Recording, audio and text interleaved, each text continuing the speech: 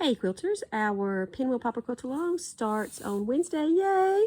And I have something really cool to show you today. And I'm going to have to go ahead and admit that I debated over whether or not to show you this. The decision was kind of a struggle.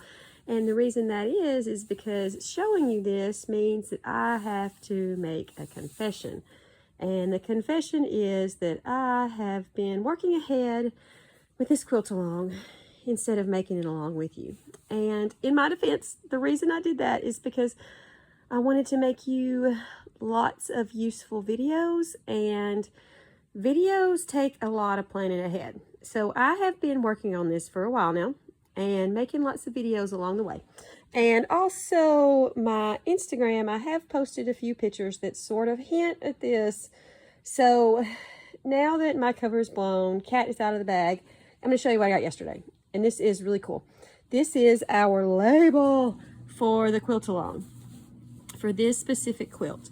Now this label, let's have a look at it. This design is actually from the pattern that I wrote, and I just recolored it to go with these colors that I'm using here.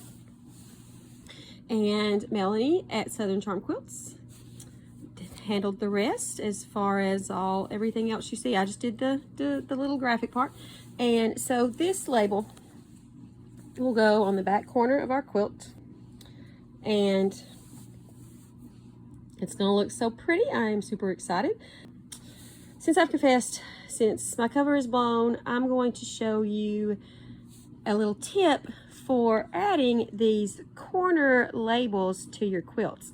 And these corner labels are great. Look at all the stuff you can have put on these labels, and they can be completely customized. I order these all the time. They are great. But we've got the name of the quilt, got who made it. Of course, you can get one with your name on it, where you live, and got the year that it's made. Now, this doesn't seem all that important now, but you know, later on when you or your kids or your grandkids are looking back at these quilts, they'll love to know who made it, and specifically when it was made. We have some old quilt tops that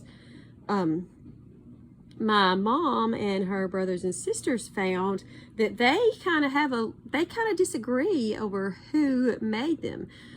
Did their mom make it? Did their grandmother make it?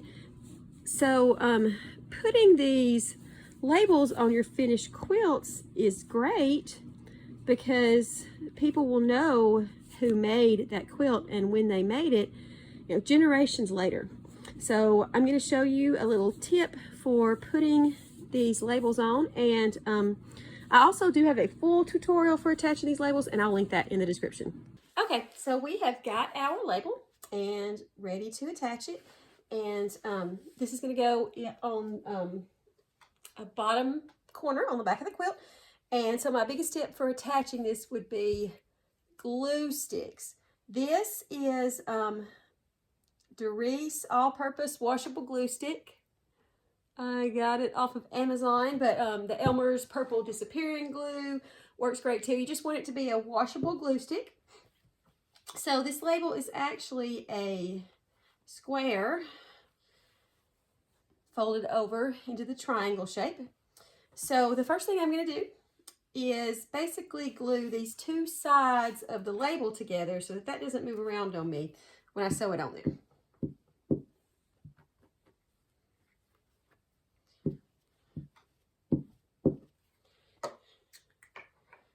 And this will wash right out in the washing machine.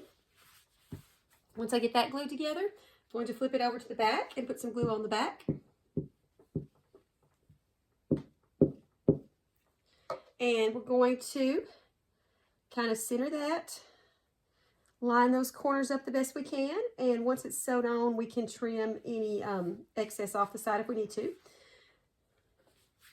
So this is putting this label on. This will be the step between once you have it quilted and all the excess backing and batting trimmed off, you'll put this label on before you bind your quilt.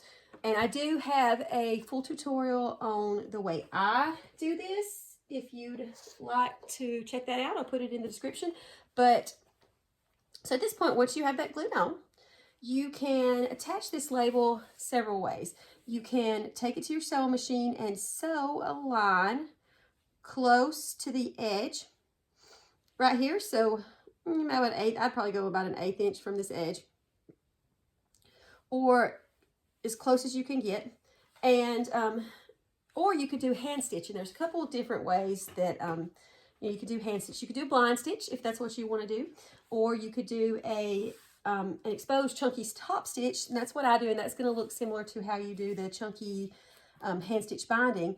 And depending on how you sew it on here, they all have advantages and disadvantages. Using a sewing machine stitch right along this edge to secure that, the advantage of that would be that it is quick, so much quicker than hand stitching. But at the same time, this is not a whole lot of hand stitching, maybe 8 inches worth of hand stitching. So it doesn't take as long just because it's a short, a small amount that you have to hand stitch. But when you flip that over to this other side, the disadvantage would be that you would have that line on the other side of your quilt.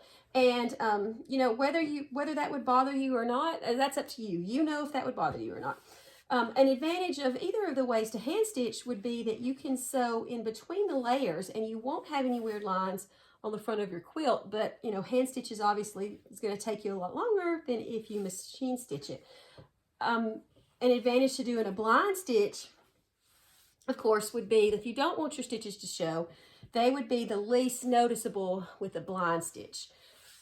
I don't do a lot of hand stitching, so I don't think I would do a very nice job with a blind stitch.